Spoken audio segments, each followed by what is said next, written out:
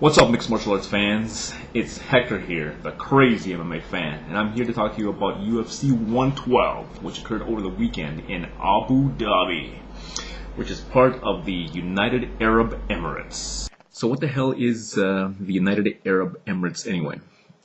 Well, I looked it up, and Emirates is the office or territory under the jurisdiction of an emir.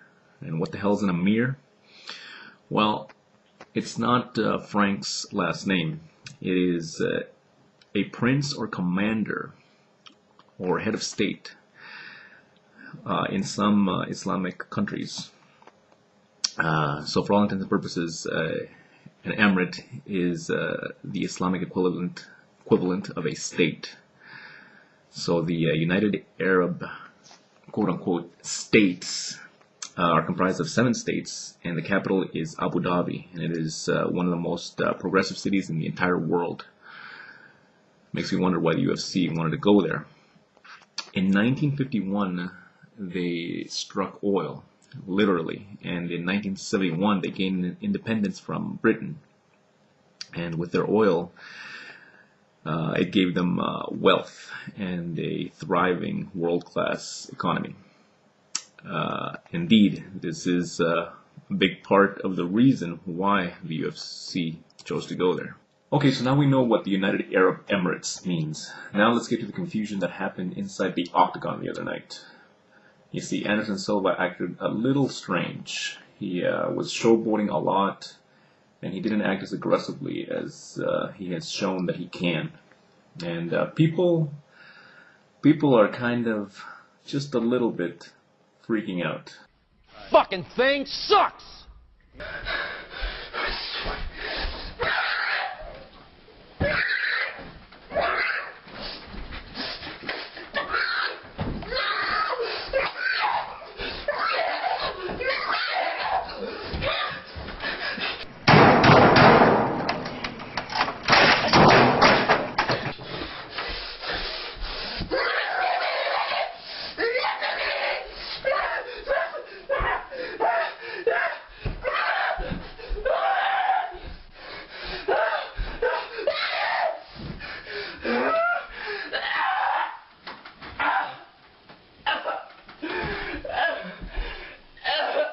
What kind of a man are you? You're worthless and weak. You do nothing. You are nothing. They feel cheated, and in all their vitriolic rhetoric, they're almost insinuating that Anderson Silva owes them something that he didn't deliver on. I actually love it. I love the fallout, and I'm here to explain to you that Anderson Silva actually does not owe you anything. See, there is no exclusive or implied contract between you and him that he has to fight a certain way. When a person decides to become a fighter, they don't say to themselves, you know what, I want to become a fighter because I want Joe Blow in buckfuck nowhere, Idaho to be entertained. I want to risk my life so that he has something to watch on a Saturday night. No. Fighters usually become fighters because they like to fight. They want to compete, and they want to test themselves. It is a personal voyage. They are not your monkeys or your personal puppets. And you'll say, but I pay $50. I pay their salary. And there's that classic and ubiquitous line of, I pay their salary. And do you really? No. You pay $49.95. Collectively, as a whole, you pay their salary, but individually, you do not. Even if you look at yourselves in a whole collective fan base, and your conclusion is that he owes you something, and you want retribution, well then, we gotta figure some things out. First off, is everybody who bought the pay-per-view in a absolute unanimous consensus? No. When dealing with large numbers, things are never absolute.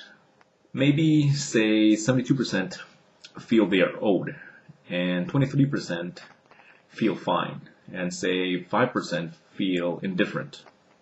So you're gonna, say, return the money to the 72% who disapprove, and take it away from Anderson Silva's purse. But hold on. You didn't pay $49.95 for the Silva fight. You paid it for the entire event. Okay, so reduce that number to 1/19th because there are 19 fighters on the card. And then a further tweaking of the numbers because we're talking about the main event. And obviously he receives a larger purse. Complicated, right? But we already know we can't take that approach anyway because fighters sign a contract before a fight for a set amount of money. Alright, so maybe you decide to punish him another way. Say you suspend him for 4 months. But hold on, what about the 23% who feel fine and still want to see him fight? And what about the 5% who feel indifferent?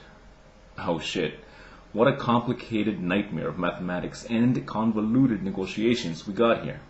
You see, it's impossible. The fight game or sports in general are not meant to work on a punishment system. They work on a reward system because fighters are not expected to walk in as champions and entertain a crowd.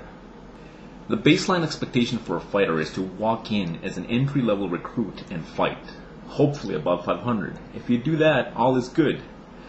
And you'll circulate in the undercard and be a great tool for the promotion. That is the baseline expectation. If you do better than that and start kicking some serious ass and move up the rankings and really thrill the hell out of people, well, congratulations. You have exceeded the baseline expectation. It is not Anderson Silva's job to thrill and dazzle you. His job is to win. After all, it's supposed to be a fucking sport, remember? To win, not how you go about doing it, but to win is the highest ideal and objective in a sport. If you want guaranteed entertainment, watch monster truck events, or that WWF garbage, or albino midget porn, which is great, by the way, and is responsible for my very strong wrist muscles. This is mixed martial arts. You buy a pay-per-view because you enjoy seeing the competition. Most of the time, fighters entertain you. They are encouraged to do so, but it is not a guarantee. They are not your monkeys. Every purchase is a gamble. You should know that. This is why they put more than one fight on each event.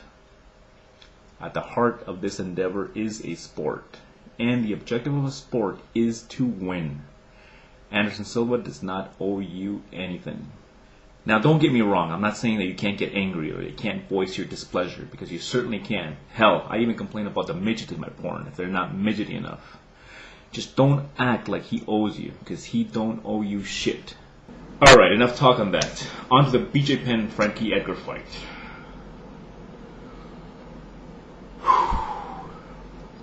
50-45. Are you serious, man? 50-45? Listen, dude, you should not be allowed to judge a cockroach racing contest. Never mind MMA. Up yours, Douglas Crosby. Fucking thing sucks!